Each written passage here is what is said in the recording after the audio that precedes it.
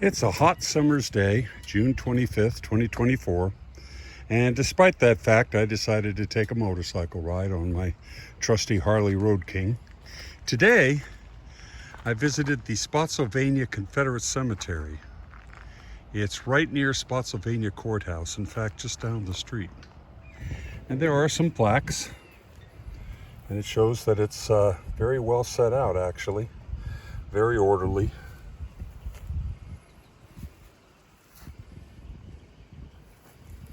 You can read some of these things by pausing.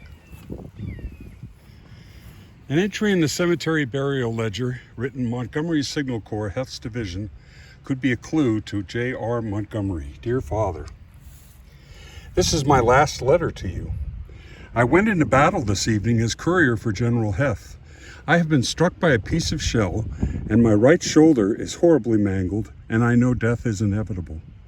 I am very weak, but I wrote to you because I know you would be delighted to read a word from your dying son. I know death is near, that I will die far from home and friends of my early youth, but I have friends here too who are kind to me. My friend Fairfax will write to you at my request and give you the particulars of my death. My grave will be marked so that you may visit it if you desire to do so, but it is optionary with you whether you let my remains rest here or in Mississippi. I would like to rest in the graveyard with my dear mother and brothers, but it's a matter of minor importance. Let us all try to reunite in heaven. I pray to God to forgive my sins, that his promises are true, and that he will forgive and save me. Give my love to all my friends. My strength fails me. My horse and my equipments will be left for you. Again, a long farewell to you. May we meet in heaven. Your dying son, J.R. Montgomery. It says, erected and dedicated May 12, 1918, by the Spotsylvania Chapter, United Daughters of the Confederacy, Confederated Southern Memorial Association, and citizens of Spotsylvania County, to commemorate and perpetuate the valor and patriotism of the sons of Spotsylvania County, Virginia, and other Confederate soldiers who repose in this cemetery. 1861, 1865.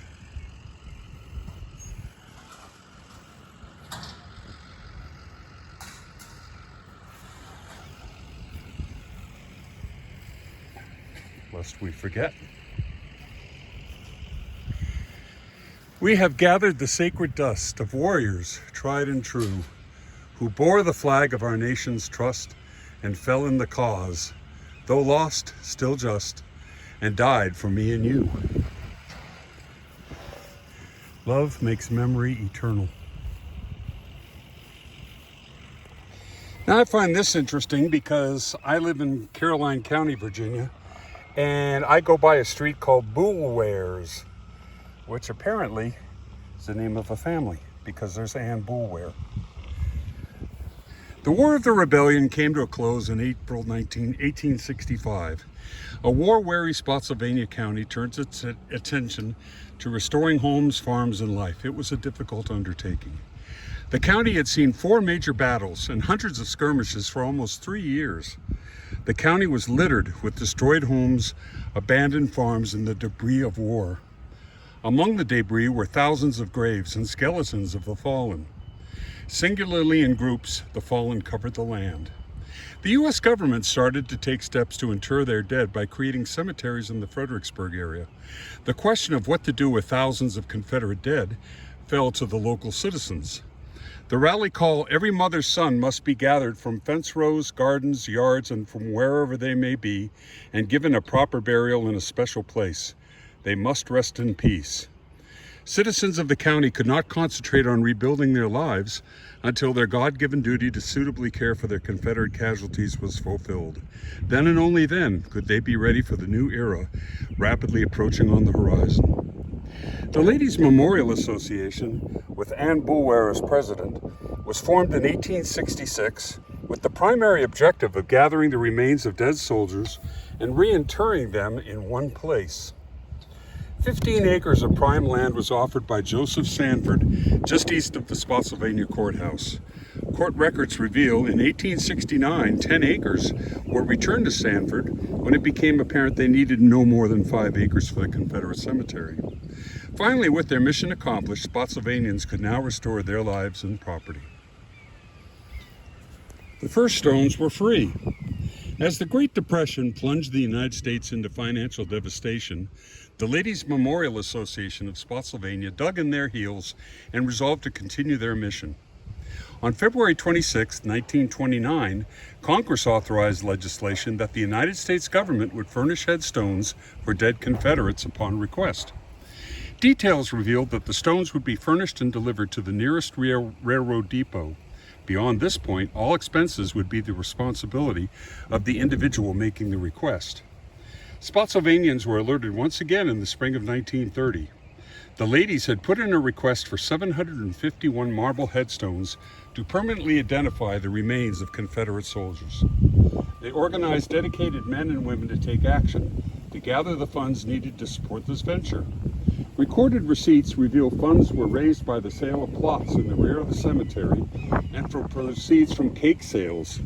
Bound and determined, the goal was reached as the premises was cleaned and prepared for the long-awaited delivery of the Vermont marble headstones.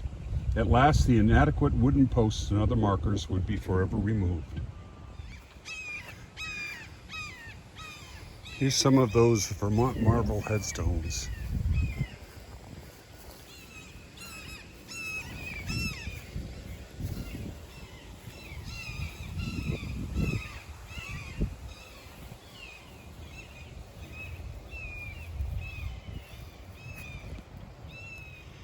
The images displayed are those of soldiers killed in Spotsylvania, identified and buried here.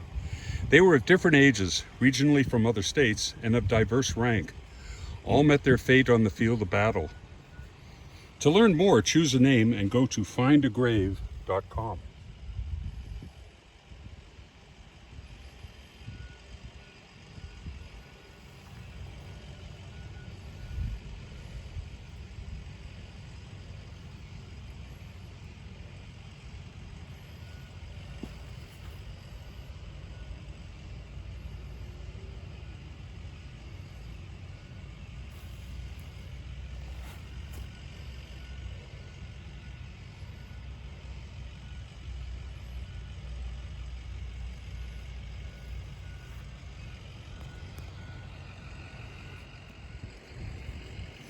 In April 1865, the guns fell silent and the War of the Rebellion came to a close.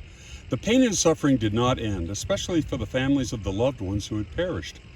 The search for their final resting place continues even today. Local citizens made every attempt to identify the hundreds of bodies as they were removed from the local farms and along roadways. A scrap of paper or initials on clothing gave scant clues. All information was carefully recorded for this final resting place for the unknown and gave hope to their families and descendants that their memory was not forgotten. Time has given clues to whom some of them may be. A case in point is the young Albert Peel.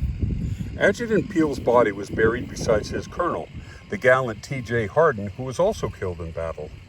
A letter from his brother revealed, 2 or 3 years after the close of the war, those noble women of Spotsylvania wrote to me that the graves of Colonel Hardin and Adjutant Peel had been found, and the remains were removed to the Confederate cemetery. God bless those noble Southern women, and the grand old state of Virginia and her ever-loyal people. 4 years spent with them during the war has endeared them to me forever. Colonel Hardin's grave is clearly marked, but there is no marked stone for Albert Peel. There are others as well. Likenesses made for the family as keepsakes of the time were their only solace. We share with you some of these forgotten faces, their bodies never identified.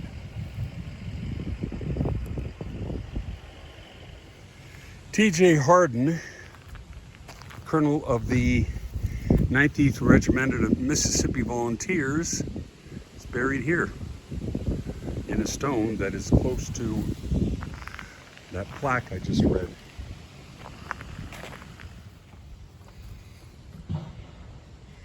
A Confederate flag, but not the X design one, the battle flag that everybody gets so hostile about. Not many Americans realize that that is a Confederate flag. They probably think it's the Betty Ross flag or something.